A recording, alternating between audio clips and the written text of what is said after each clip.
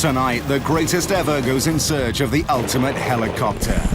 Helicopters don't really fly. They vibrate so badly the ground rejects them. It's the magic carpet of the sky. The things that it can do that no other flying vehicle can do. To earn the right to be the greatest ever helicopter, the machines must prove their worth. They have a greater potential than other aircraft to change the world. On a battlefield, supporting troops, or if it means out in the bush putting out fires, there really is nothing that can match the performance of a helicopter. It's the ultimate extension of the human body that allows him total freedom over the whole planet. Fly helicopter is great because you feel free. It is an exhilarating experience to fly a helicopter. To fly is heavenly, to hover is divine. We're going to push these helicopters to the limit, turning the world's fastest upside down. We'll deliver a glass of champagne the hard way in a Force 8 gale and discover just how deadly they can be.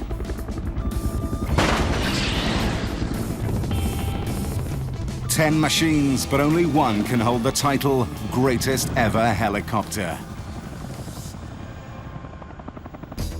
Starting our countdown is the greatest aerial crane ever built. At number 10, it's the Ericson air crane.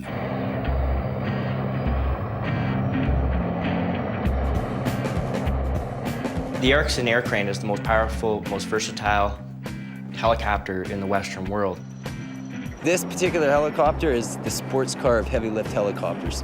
Bar none, there's maybe some that lift more, but none that move faster. It's a fun machine to fly. It's very agile, very quick, and has a lot of horsepower. For heavy lift of heavy equipment into really difficult situations, it is absolutely without peer.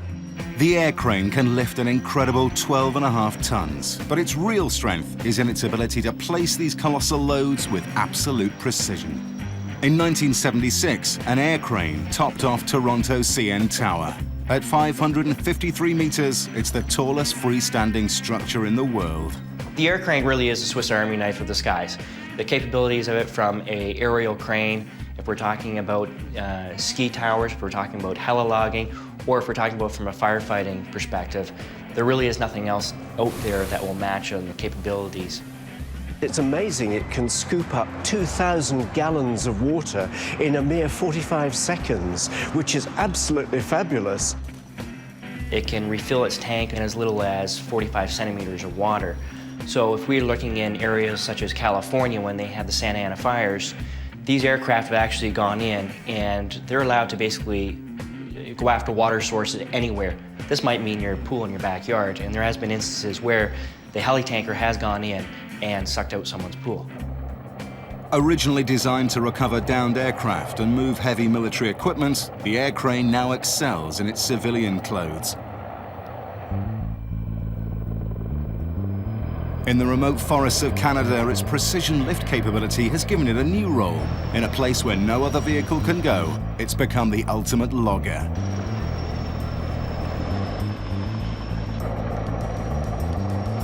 It's an odd thing to see. When you look at it, you're thinking, it's like prehistoric yet futuristic.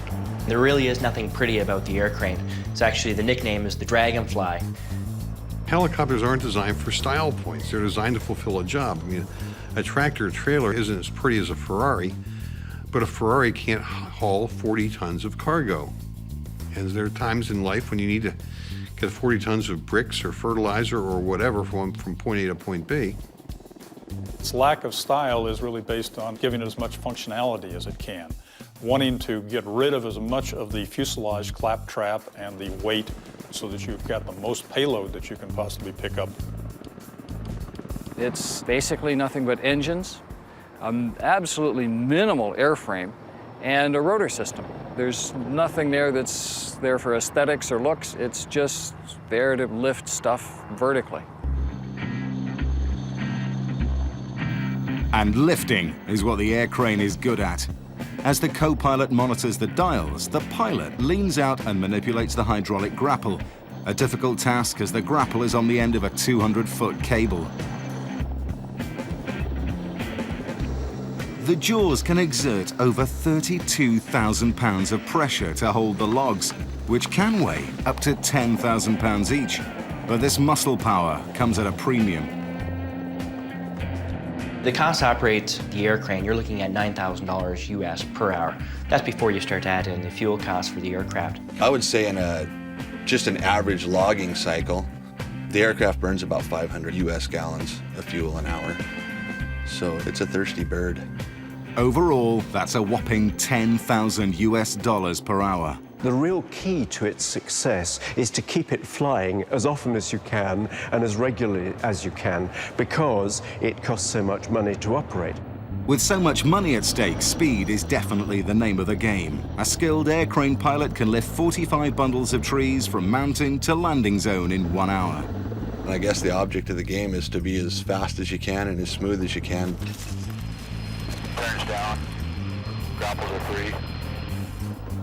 At this rate, the air crane clears up to 1,000 trees a day. With each log worth up to 5,000 US dollars, that's a turnover of $5 million a day. Compare that to the daily cost of the air crane, just $140,000, and it's suddenly an incredibly economic tool. Like everything else, it's a compromise. It's very thirsty in fuel, but and it's not designed for going long distances. It's designed to lift loads, and it does that well. There is really nothing out there that can match the performance of the air crane, and I think you're going to see it in the skies probably for another 20 or 30 years. I think that the air crane could be called the muscle man of heavy lift helicopters. I think it's one of the greatest helicopters I've ever flown. Definitely the most favorite machine that I've ever flown. And I don't know if I'd really want to fly anything else. The air crane is an incredible lifting machine, but without a cargo area, its hauling capability is limited to external loads. For that, it gets 10th place.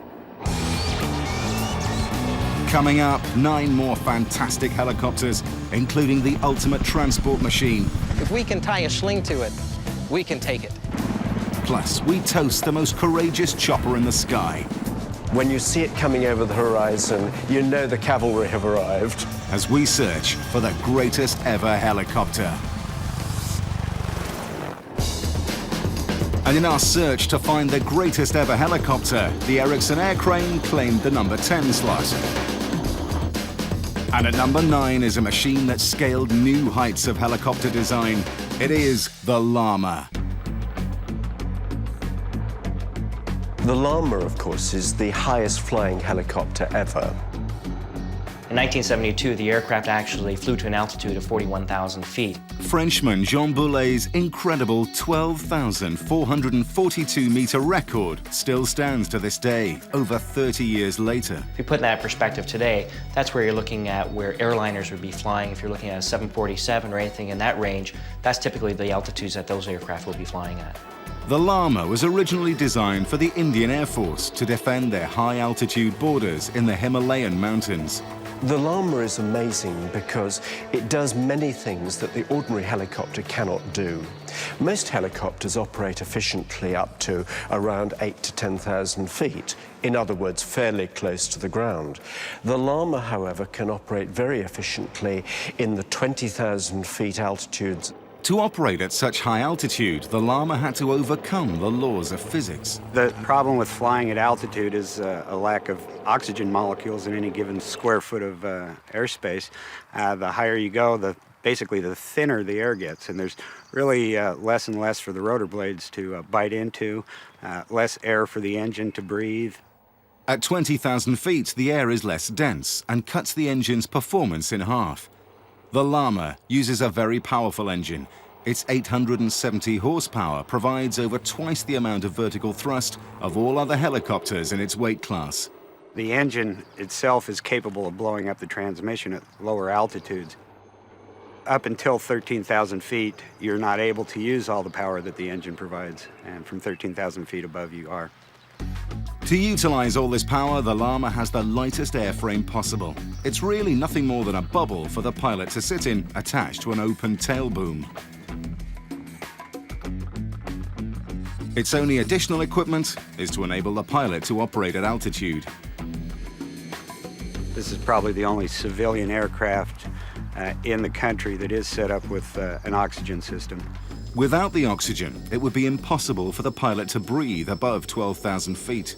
If I have a problem of any type, you know, at 14,000 foot or above, that's an environment that I can't live in. It's a pretty dangerous situation. I probably have half hour, 45 minutes of useful consciousness once my oxygen was depleted, and probably take a big nap after that point. Why do I like the Llama when I see it? Because it's like a little wasp. It's lightweight and it buzzes around, but you know that it's got huge capability. There is nothing else out there today that would compare to the aircraft. It was meant to do one thing, and that was fly at high altitude. But a helicopter designed with one purpose in mind limits what it can be used for, so the Llama gets 9th place. If you've got loads of cargo and want it shifted in a hurry, then a helicopter at number 8 is the beast for you. It's the greatest transport helicopter ever. It is the Chinook. The Chinook, ugly beast. It's a bit of a laugh. It's a fun helicopter. Kids love it. Unlike most helicopters, the Chinook has 2 main intermeshing rotors. This gives it incredible amounts of power. There's an additional efficiency from having 2 lifting rotors. You don't waste any power on a tail rotor. So Chinook becomes a very powerful lifting helicopter with a great capacity to carry a lot of people and a lot of load. It can lift a massive 12 tons inside or out. And not only that, with a flight control system based on that of a 747, the Chinook is one of the smoothest rides in the sky. This system maintains heading, altitude, airspeed, and any other control that I deem necessary in order to get from point A to point B. As well as its flight control systems, the Chinook has a complex gearbox to prevent the intermeshing rotors from hitting one another. Other than that, it's just like flying any other helicopter. The flight controls in the Chinook are identical as that in a regular helicopter. The cyclic stick forward makes the aircraft go forward. The cyclic stick aft is going to slow the aircraft down. Application to the left will make the aircraft turn left, and an application of right cyclic will make the aircraft turn right. The thrust control in the Chinook, normally referred to as the collective in other aircraft, we here in the Chinook call it thrust control. Me pulling up on the thrust control will make the aircraft climb, and the reduction in thrust or power will make the aircraft descend. The tail rotor pedals in conventional aircraft are used to control the tail rotor and enable the aircraft to turn about its own axis at a hover. The same function is true for the pedals on the Chinook. A lightly loaded Chinook is like a sports car, has unbelievable handling and response, and it's a delight to fly. When it's heavily loaded, it's still a delight to fly, but you have to think a little more ahead of time because of the inertia of the helicopter. Even carrying its maximum load, the Chinook can still fly at over 160 miles an hour. This is the center cargo hook of the aircraft. It provides us the capability of lifting up to 12 tons. If you consider that the helicopter, for example, is capable of lifting 50,000 pounds altogether, and it only weighs 30,000 pounds, you've got quite a bit of extra thrust capability that you can use. And it is just an incredible rush to just lift off the ground and climb vertically at 2,000, 3,000 feet a minute, almost immediately off the ground. The Chinook is always the right tool for the job, just based on its multitude of roles. If we can tie a sling to it, we can take it. But the Chinook is so much more than just a versatile heavy lifter. We have coined the Chinook our box of Legos just based on its multitude of roles that it can assume. One of them when we do joint training with the U.S. Special Forces and we're doing water extractions. By that I mean that the aircraft will physically land in the water. We will lower the ramp. Water will enter the cabin area, allowing the boat to physically drive into the aircraft. The Green Beret guys come zooming up in their Zodiac, drive the boat right into the hull of the airplane, and the airplane takes off, dumps the water, and flies home. And I didn't believe that until he showed me a picture of it. The Chinook is a truly awesome machine, and I wouldn't fly anything else. The Chinook is a workhorse. It's a solid, reliable piece of machinery that lifts loads, carries heavy weights, and does it in all kinds of good conditions. It's got a great big fuselage. You can pack lots of troops and equipment in it. It truly is a versatile machine for the military operator. The Chinook is undoubtedly the greatest transport helicopter ever, and it gets 8th place. At number 7 is a helicopter that everyone knows. It's the Jet Ranger.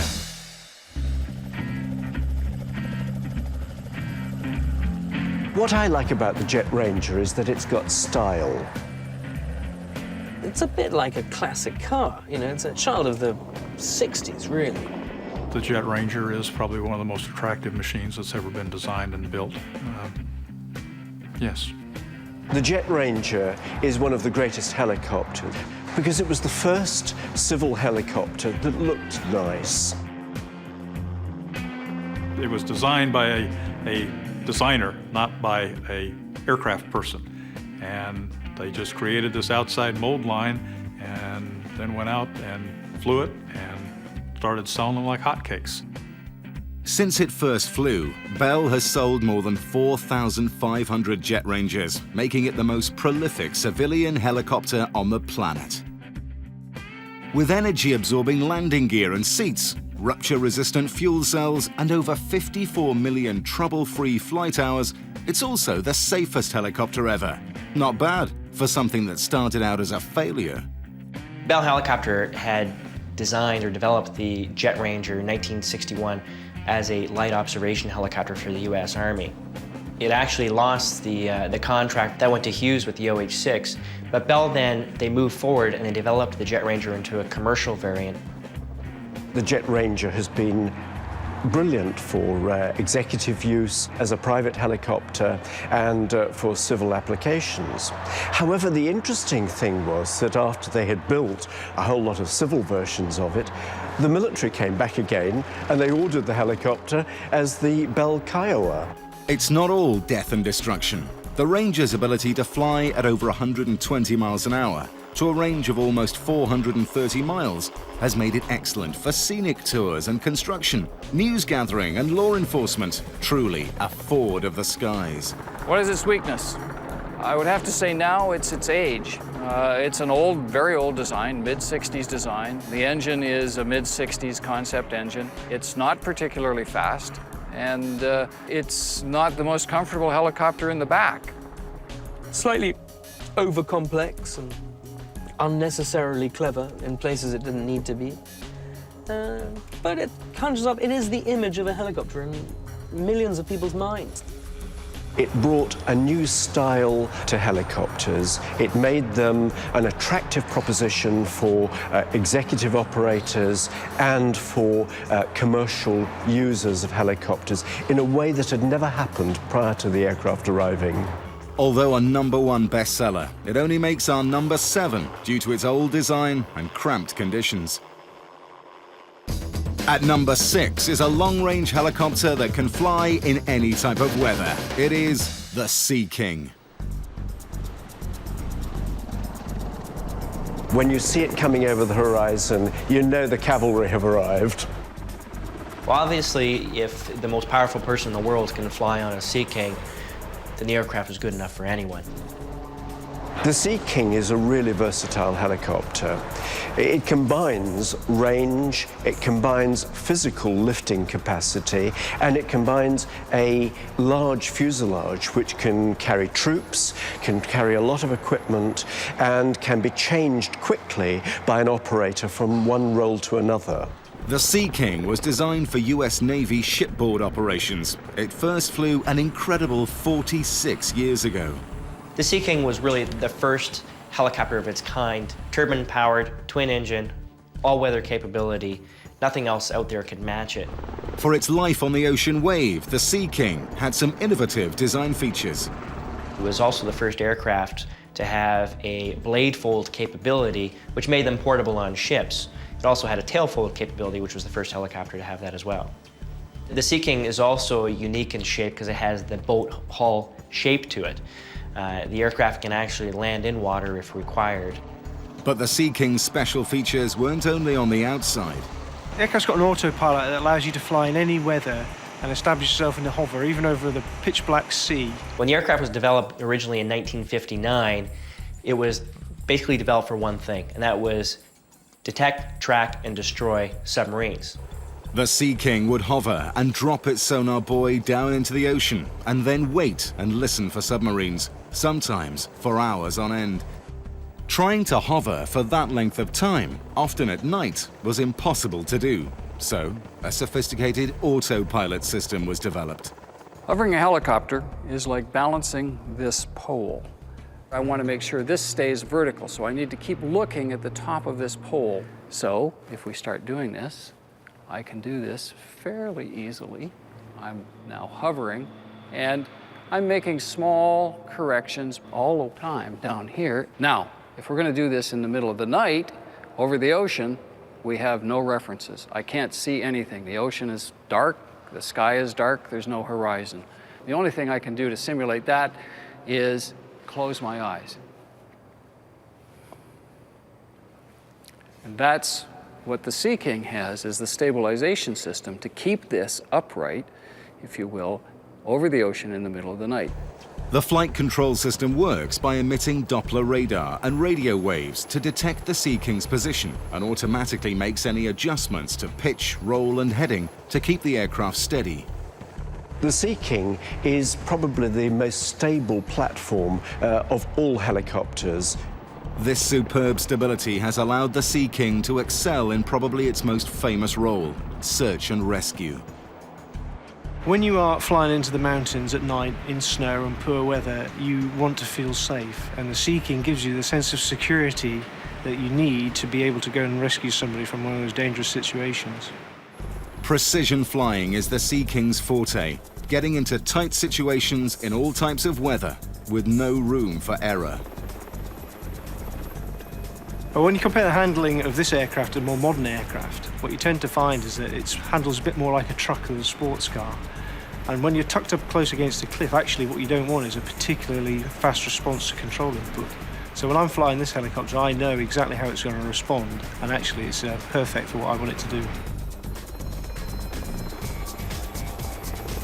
It's critical that you can hold a stable hover, because there's a brave guy on the end of that rescue winch who's putting his life in your hands while he tries to rescue somebody else. So if you make a mistake, the implications of that could be potentially fatal.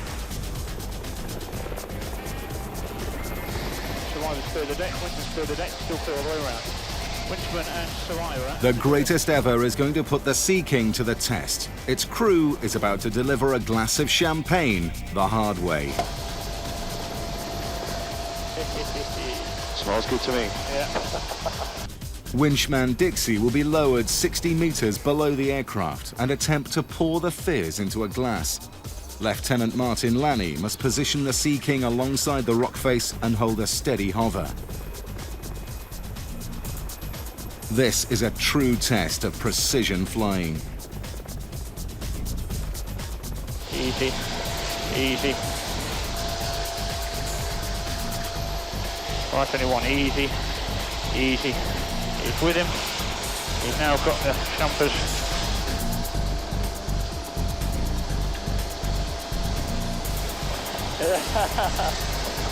He's just gone for the Michael Schumacher. Well, it is the ultimate search and rescue helicopter because she's a big friendly beast and you know where you stand with this aircraft. If I was a yachtsman sitting in the middle of the sea and I saw the Sea King coming towards me, I'd have a great degree of confidence. It's not the biggest, but it's large enough to put lots of casualties, troops or stores in. It's got fairly long range, up to about 5 hours flying. It's fast enough for the role that it's going to be used for. So although it's not at the cutting edge of all of those examples, it does everything well enough to make it excellent for purpose. The Sea King's incredible robustness and flight controls have made it the ultimate search and rescue helicopter. It's the 6th greatest ever helicopter. We're halfway through our countdown of helicopters. So far, we've had heavy lift champions, machines that took helicopter design to new heights. But still to come, the fastest chopper on the planet and the most lethal helicopter ever built. That's a real death machine. They say, don't run away, you'll just die tired. As we search for the greatest ever helicopter. We've another 5 machines to fly before we find out which one is the greatest ever. But first, a helicopter that can outrun any other. It's the Ferrari of the skies, and it's our number 5. It's the Westland Lynx.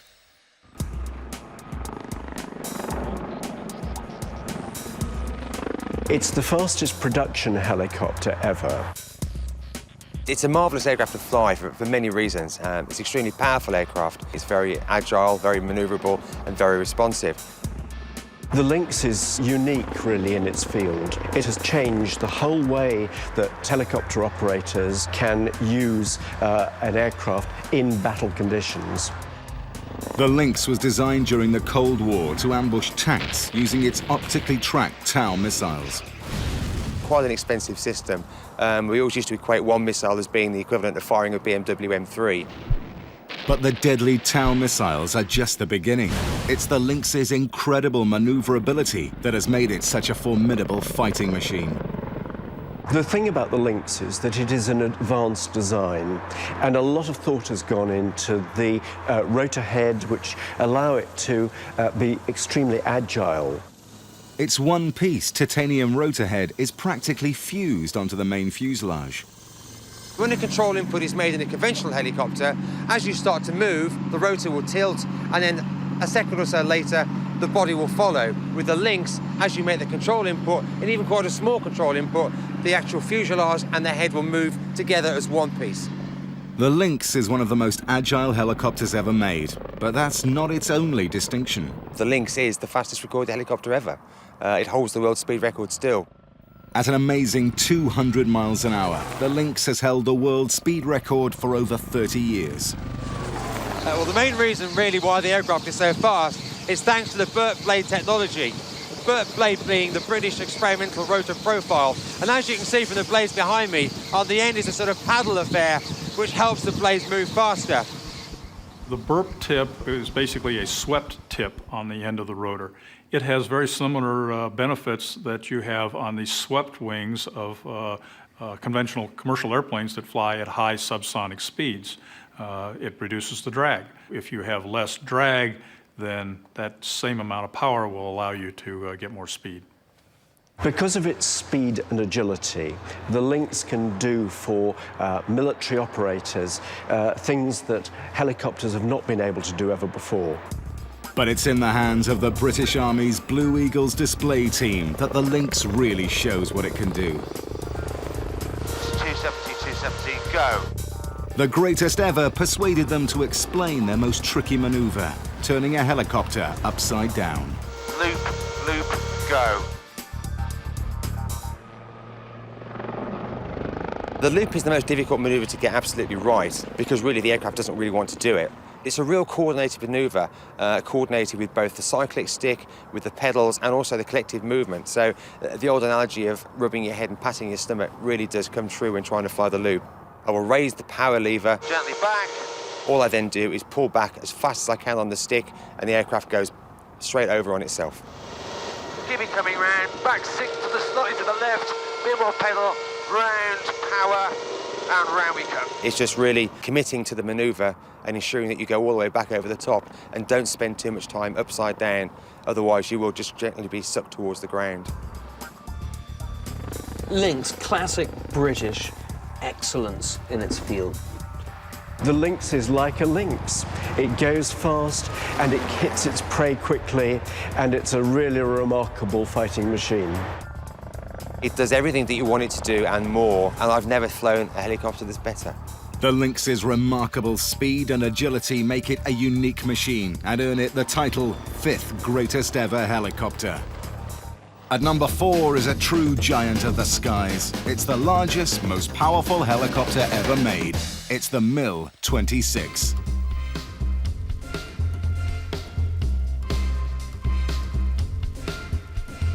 The MiL-26 is the gargantuan of the helicopters. Everything is big. Even the pilots are big. It is the largest, it is the most powerful helicopter that is out there. There is nothing that comes close to it. It's huge. It's very, very capable, very simple. It was a Russian solution to a Russian problem. The problem was how to transport nuclear missiles to remote Siberia during the Cold War. The answer was to build the largest helicopter in the world.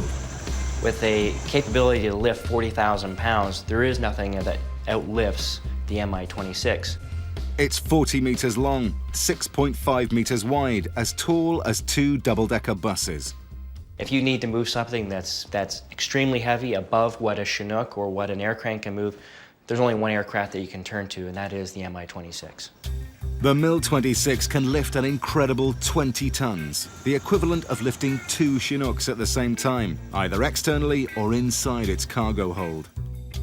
It's the same size as a Hercules and large enough to fit 4 family cars or 100 parachutists, whatever your needs may be. With its huge payload, you need to do something extraordinary to lift it off the ground. With the MiL-26, of course, the designers were faced with the problem of getting the maximum lift that they could, because it's a heavy helicopter and it has a heavy lift capability. And the answer to that was to put more blades onto the rotor hub. The Mi-26 is the only 8 blades helicopter in the world. Each blade has a length of around 15 meters and with a weight of approximately 300 kilos. And what gives those blades such enormous lift?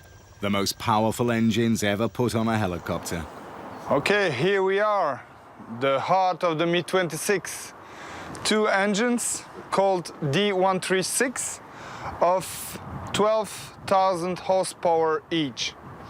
The fuel consumption is around 2.5 tons an hour, so that means around 3,000 liters. That's a lot of fuel, but there is quite a lot of horses to... In fact, that's over 50 times more powerful than a Ferrari. The size is huge, the size of the helicopter, the size of the engine is huge, but the size of what the helicopter can perform is huge too. The MiL was used in the cleanup of Chernobyl and today operates in some of the most hostile environments around the globe.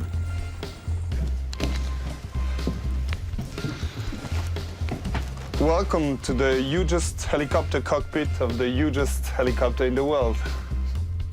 It's big for a reason. It takes 2 pilots, an engineer, navigator, and loadmaster to fly this beast. Of course, the MiL-26 comes with some problems for a Western operator. They've all been designed in Russian and they come with Russian instruction manuals. So it can be quite complicated converting to operating an aircraft like the MiL-26 in a non-Russian environment. Would we have ever built one in the West? Probably not. We couldn't justify the expense of designing and producing and certifying it, whether for civil or military use. It's very exciting to fly it because I think the main reason is because it's the biggest one of the world. Well, I think it's like a great big Russian bear, and it really moves the equipment and it gives a lot of muscle. MiL-26, summing it up, a machine to move mountains. The MiL-26 is definitely the most powerful helicopter ever, but unless you have a job big enough, it's just too expensive to run, so it gets 4th place. At number 3 is an aircraft that has changed the face of warfare. It's the world's deadliest helicopter. It's the Apache Longbow.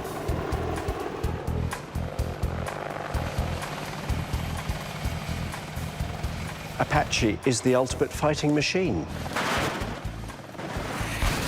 It's a good, efficient aircraft with really nasty, efficient weapons. It'll ruin your whole day if it's coming after you.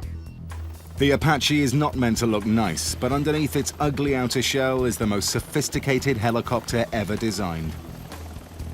As requirements for helicopters have evolved over the years, this has really driven the requirement for mission equipment, for avionics, far more than it has driven the requirements for how fast or how far a helicopter can fly.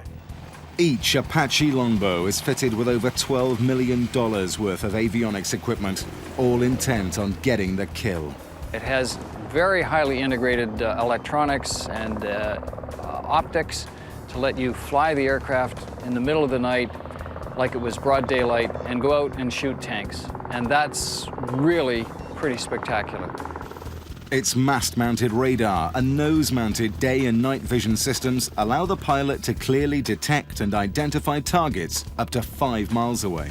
And in order to accurately aim his weapons, the pilot relies on his integrated headset. Once we have the helmet on, then we actually take what's called the helmet display unit and attach it to the right side of our helmet.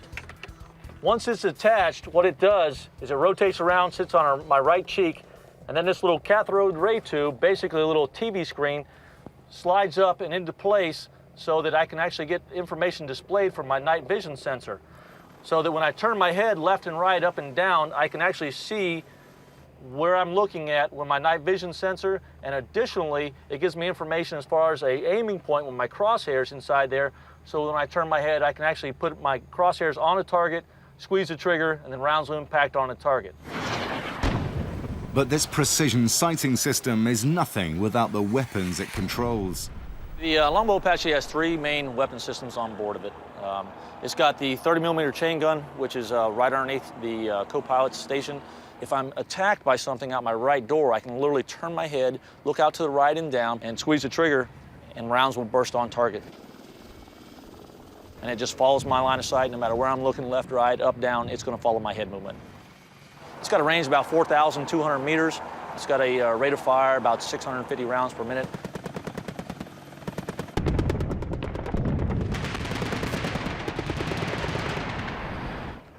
This is a rocket pod, and it shoots what's called 2.75-inch folding fin arrow rockets.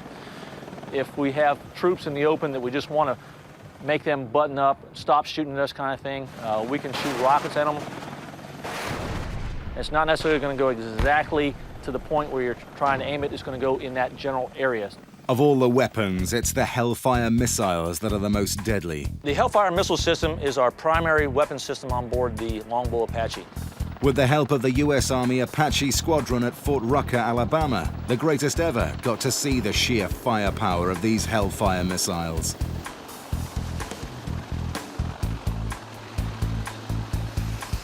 Each missile costs a whopping $85,000 US, and the Apache carries 8 of them.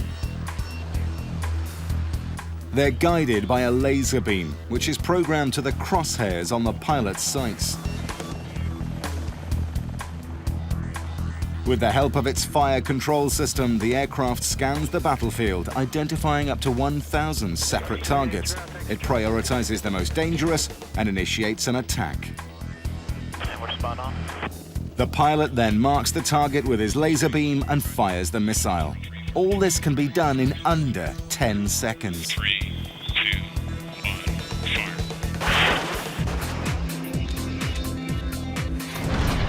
Once fired, the missile accelerates beyond Mach 1. It takes less than 40 seconds to destroy a target 5 miles away.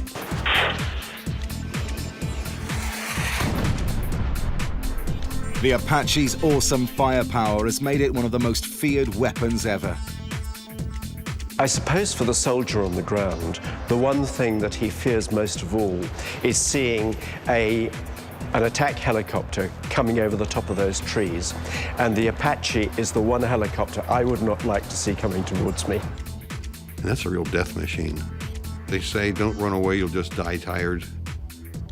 You look at the 3 different weapon systems we have on board and the different roles that we can perform in combat, it is without a doubt the most lethal attack helicopter in the world. The Apache is certainly the most lethal helicopter ever, but it comes with a hefty price tag, $25 million. It's the 3rd greatest ever helicopter. If you think a flying car is a thing of the future, you need to think again. Our 2nd greatest helicopter is the amazing Robinson R-22. The Robinson revolution has made a simple helicopter which is finally a practical helicopter for the individual. This has been a dream ever since World War II, that you could have a personal flying vehicle which would do exactly the same thing as your automobile. That has come true with the R-22. The two-seat R-22 and its big brother, the four-seat R-44, were the brainchild of one man, Frank Robinson, a bored helicopter designer who in 1973 set out to bring flying to the masses. At that time, I was already 43, and it did bother me that I had not really started what I thought would be my life's work. My real life's work was to design and build a small, personal type of helicopter. So I decided to just go ahead and gamble everything and give it a try. It would be easier to accept if I knew that I had tried and failed than if I had never tried at all. It was the right decision to take, and Robinson annual sales now exceed $200 million. The guy is a total genius and a revolutionary. He has made a revolution in helicopters. The revolution was in the simplicity of the design. I visualized the type of helicopter that I would want myself, and how I would want to use it, and I wanted a helicopter that required very, very little maintenance, and one that was much lower in cost than existing helicopters. What Frank Robinson did was strip away everything that was unnecessary. The R-22 is so lightweight that it can run on an inexpensive piston engine, usually used in light airplanes. This is set to draw only 75% of its total power, making it very reliable and long-lasting without compromising performance. It can fly faster, travel further, and carry more than any other in its class, earning it a unique place amongst helicopters. What has the Robinson got that no other helicopter has? Commercial success at this end of the market. We compare just the sheer numbers of aircraft that are delivered by Robinson. We're talking 17 a week. If we compare that with other turbine helicopters out there, we might be talking 1 up to maybe 3 a week. Frank Robinson has now sold 6,000 helicopters, R-22s and R-44s. That's an unbelievable record for this end of the market. No one else has come close to that volume of sales. It's affordable, it's reliable, it's efficient, it's fast, it's practical. It's about the first time a helicopter has been seriously practical as personal transport. The R-22 slashed the price of a helicopter to a quarter of what it was before. At just $185,000, it's the same price as a top-end Mercedes, and that's made flying possible for practically anyone. I designed it not as a trainer, but I designed it as a personal helicopter. But it's also turned out to be a good trainer. It produces a very good quality pilot. It's not necessarily the easiest helicopter to learn to fly, but as you learn to fly it, you're developing the best habits. The Robinson R-22 is today the most popular training aircraft for new pilots. This really is the marker stone of what the personal helicopter is going to be. Practical, reliable, efficient, easy, simple, just brilliant. Robinson helicopters now operate in over 60 countries around the globe, making it arguably one of the most ubiquitous helicopters ever.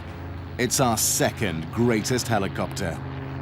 We've counted down 9 incredible machines in our top 10 search to find the greatest ever helicopter. But which one gets first place?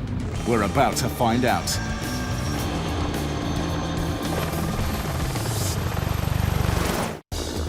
In our search to find the greatest ever helicopter, we've gone through 9 groundbreaking machines, all of them incredible helicopters, but none as revolutionary as our number 1. Flown into battles the world over and immortalized in movies such as Apocalypse Now, it's nearly 50 years old and it is the icon of helicopters. It's the Bell UH-1.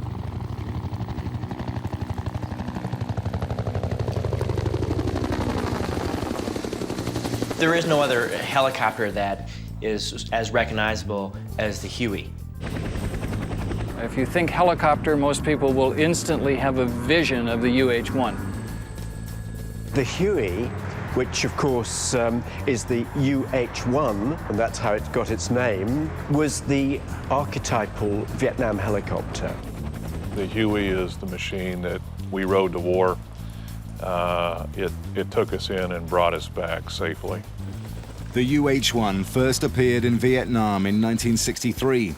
From an initial order of 60 helicopters, the US Army went on to deploy over 7,000. My name is Steve Vermillion. I'm a retired Army officer after 26 years. My role in the UH-1 was initially as a co-pilot in Vietnam, and then an aircraft commander. My name's Burl Dooley, and I was a door gunner on UH-1 in Vietnam, 1963.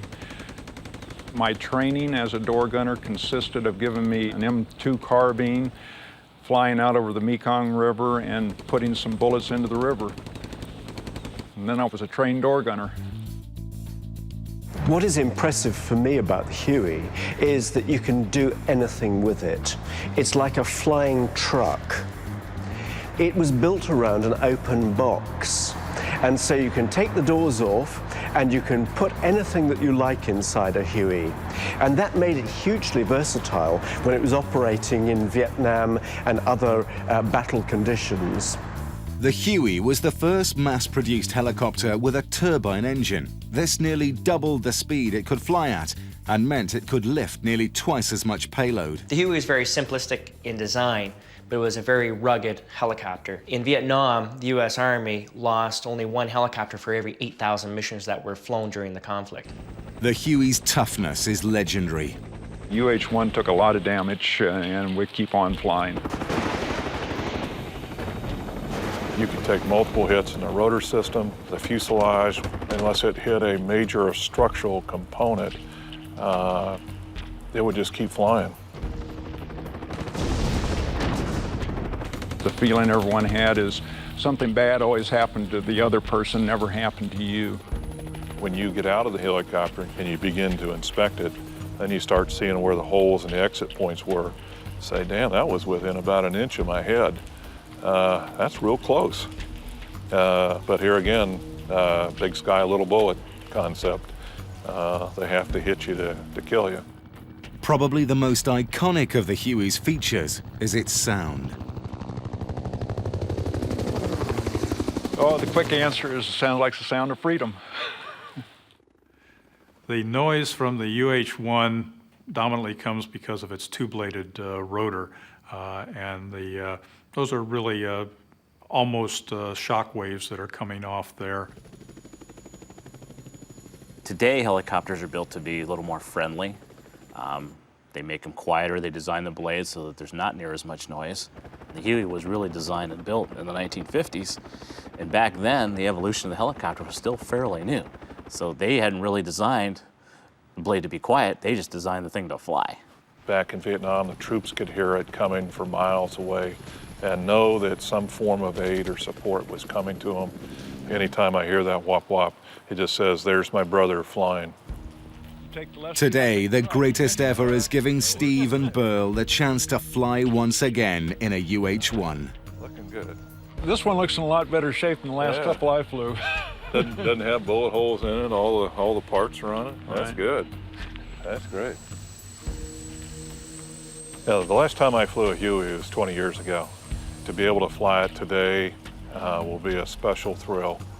It's a coming home. I mean, it's like when I quit flying the Huey, I lost a family member, and now I'm being rejoined with a family member. Now, for the first time in 20 years, Steve gets his chance to take the controls. Okay, I got the controls again, thank you. Oh yeah, this feels great. You know, it's the sights and the sounds and the smell, and you know, it doesn't bring back negative memories, it brings back positive memories. And being bonded once again between man and machine. The terrain we're flying over is you know, very similar to some of the stuff we were flying over in Vietnam. Brings back a lot of memories. As a door gunner, I'd really be concentrating right out here and to the back of the helicopter.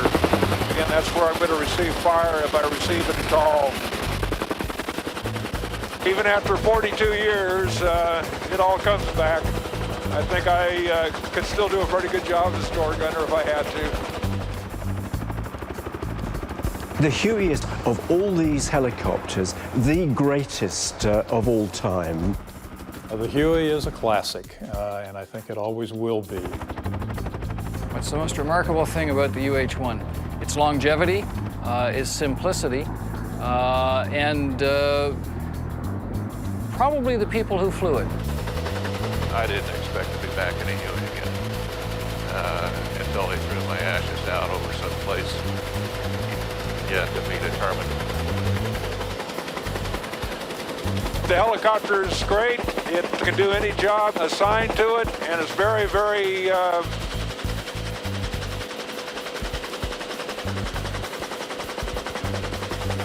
it's an outstanding helicopter. If I were reactivated today and sent to Iraq, I'd like to have a Huey. With a life spanning 50 years and counting, the Huey has prevailed in conflict, been immortalized in movies, and embraced in the hearts and minds of those who've flown it. It is the greatest ever helicopter.